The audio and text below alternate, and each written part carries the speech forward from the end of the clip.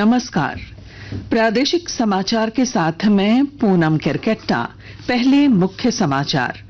प्रधानमंत्री नरेंद्र मोदी श्रीनगर में कल 10वें अंतर्राष्ट्रीय योग दिवस समारोह में होंगे शामिल। आयोजित सभा को करेंगे संबोधित। झारखंड मंत्रिपरिषद की बैठक में राज्य में जातिगत सर्वेक्षण को मिली मंजूरी। राज्य सरकार ने मंत्री विधायकों के वेतन और अन्य भत्तों में 50% तक की बढ़ोत्तरी के प्रस्ताव पर लगाई मुहर। और राजधानी रांची समेत राज्य के कई जिलों में तेज हवा के साथ हुई बारिश, लोगों को गर्मी से मिली कुछ राहत। और अब समाचार विस्तार से। प्रधानमंत्री नरेंद्र मोदी आज से जम्मू कश्मीर के 2 दिवसीय दौरे पर रहेंगे। वह केंद्र शासित प्रदेश में 1500 करोड़ रुपए से अधिक की लागत की 84 प्रमुख विकासात्मक परियोजनाओं का शिलान्यास और उद्घाटन करेंगे। श्री मोदी आज श्रीनगर में empowering youth transforming Jammu Kashmir कार्यक्रम में भाग लेंगे। प्रधानमंत्री 2000 से अधिक लोगों को सरकारी सेवा के लिए नियुक्ति पत्र प्रदान करेंगे। वे 1800 करोड़ रुपए की कृषि और संबद्ध क्षेत्रों में प्रतिस्पर्धात्मकता सुधार परियोजना का भी शुभारंभ करेंगे। श्री मोदी कल श्रीनगर में 10वें अंतर्राष्ट्रीय योग दिवस समारोह में भाग लेंगे और इस अवसर पर आयोजित सभा को संबोधित करेंगे। मुख्यमंत्री की अध्यक्षता में कल प्रोजेक्ट भवन में मंत्रिपरिषद की बैठक आयोजित की गई। इस बैठक में 33 प्रस्तावों को मंजूरी दी गई। बैठक में राज्य में जातीय सर्वेक्षण करने पर सहमति दी गई। ये सर्वेक्षण कार्मिक विभाग द्वारा कराया गया। वहीं मुख्यमंत्री, मंत्री, विधायक के वेतन में बढ़ोत्तरी को भी मंजूरी दी गई। साथ ही पूर्व विधायकों की पेंशन भी बढ़ाई गई है। वहीं पुलिस अफसरों को अब प्रशंसा चिन्ह दिए जाएंगे। इस बार गणतंत्र दिवस में 120 पुलिस कर्मियों को प्रशंसा चिन्ह दिए जाएंगे।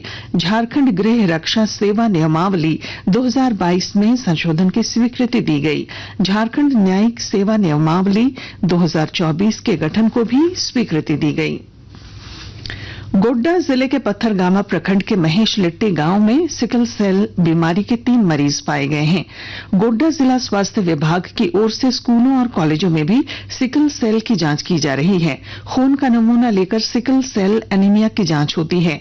गोड्डा के अधिकारी डॉक्टर आर के पासवान ने बताया कि अब तक 1256 लोगों की जांच की गई है, जिसमें महेश लिट्टी के एक ही परिवार के 3 लोग सिकल सेल से पॉजिटिव पाए गए।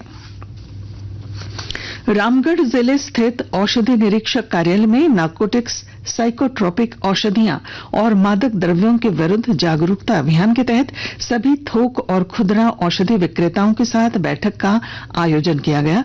इस दौरान औषधि निरीक्षक रामगढ़ द्वारा नार्कोटिक्स, साइकोट्रोपिक औषधियां और मादक द्रव्यों के सेवन से होने वाले हानिकारक नुकसान के बारे में चर्चा के साथ सभी मादक पदार्थों से समाज को बचाने के लिए उचित कदम उठाने की अपील की गई।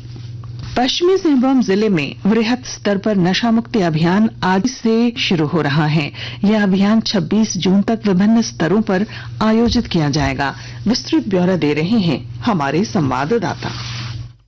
जिले में बृहद स्तर पर नशा मुक्ति अभियान आज से शुरू हो रहा है। यह अभियान 26 जून तक विभिन्न स्तरों पर आयोजित किया जाएगा, जिसमें ग्राम स्तर पर चौपाल का आयोजन, पंचायत, प्रखंड एवं जिला स्तर पर जागरूकता कार्यक्रम के साथ साथ हाट बाजारों में नुक्कड़ नाटकों के माध्यम से जागरूकता कार्यक्रम आयोजित किया जाएगा। इसके अलावा जिले में अवस्थित पर्यटन स्थलों पर भी निगरानी बढ़ाने के साथ साथ छापामारी की जाएगी। इधर कृषि विभाग को निर्देश दिया गया है कि अफीम की खेती करने वाले कृषकों को वैकल्पिक फसल मुहैया कराया जाए, ताकि वे अफीम की खेती छोड़ वैकल्पिक फसल के माध्यम से अपनी आजीविका चला सके। उम्मीद है कि इस अभियान का सकारात्मक असर देखने को मिलेगा। दिलीप बनर्जी, आकाशवाणी समाचार, चाईबासा।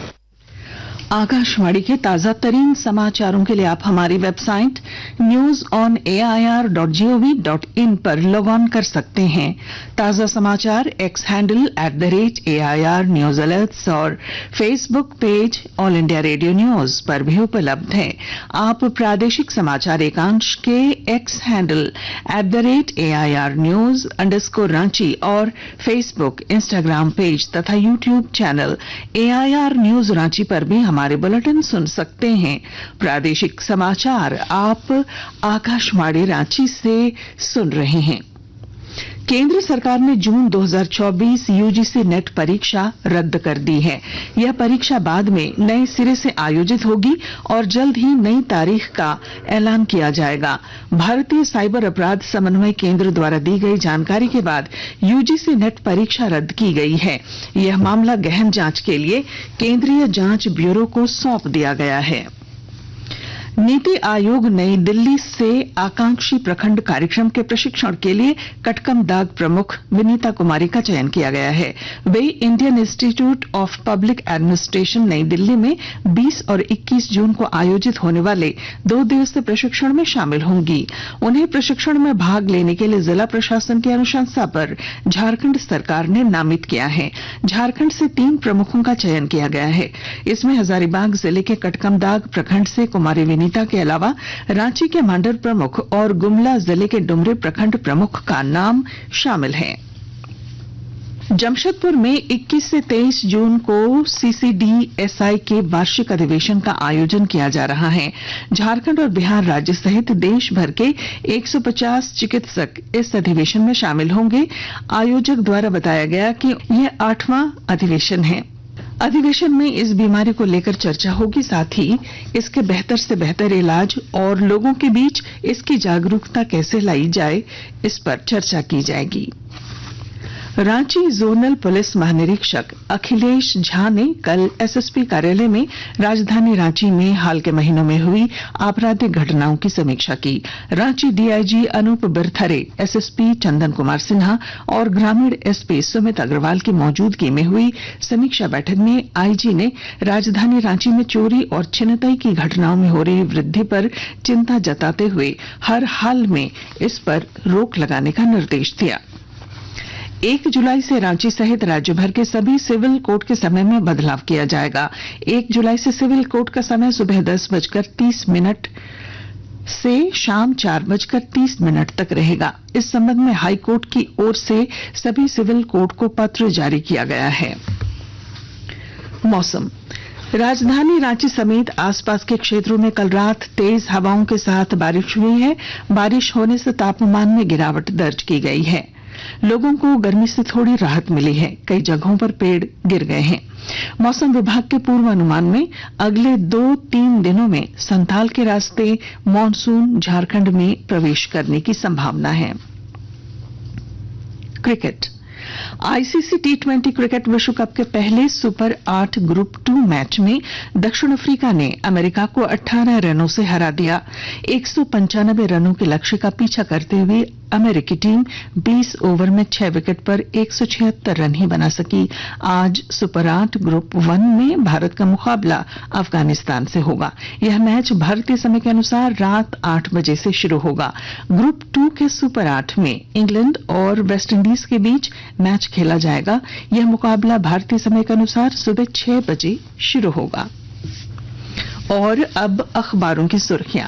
राजधानी रांची से प्रकाशित अधिकांश अखबारों ने मंत्री विधायक के वेतन बढ़ोतरी और जातीय सर्वेक्षण की खबर को प्रमुखता दी है।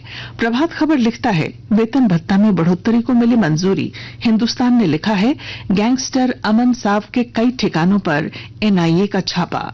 दैनिक भास्कर लिखता है, रांची स्मार्ट सिटी में Chennai Apollo group hospital 100 seat का खोलेगा मेडिकल कॉलेज। दैनिक जागरण की सुर्खी है, रांची में अधिकतम के साथ साथ रात में न्यूनतम तापमान भी बढ़ रहा है। अंग्रेजी अखबार हिंदुस्तान टाइम्स और टाइम्स ऑफ इंडिया ने प्रधानमंत्री नरेंद्र मोदी द्वारा 19 जून को नालंदा विश्वविद्यालय के नए परिसर का उद्घाटन करने की खबर को पहले पन्ने पर जगह दी है। और अब अंत में मुख्य समाचार। प्रधानमंत्री नरेंद्र मोदी श्रीनगर में कल 10वें अंतर्राष्ट्रीय योग दिवस समारोह में होंगे शामिल। आयोजित सभा को करेंगे संबोधित। झारखंड मंत्री परिषद की बैठक में राज्य में जातिगत सर्वेक्षण को मिली मंजूरी। राज्य सरकार ने मंत्री विधायकों के वेतन और अन्य भत्तों में 50% तक की बढ़ोतरी के प्रस्ताव पर लगाई मोहर। और राजधानी रांची समेत राज्य के कई जिलों में तेज हवा के साथ हुई बारिश, लोगों को गर्मी से मिली कुछ राहत। और इसके साथ ही आकाशवाणी रांची से प्रादेशिक समाचार का ये बुलेटिन समाप्त हुआ। नमस्कार।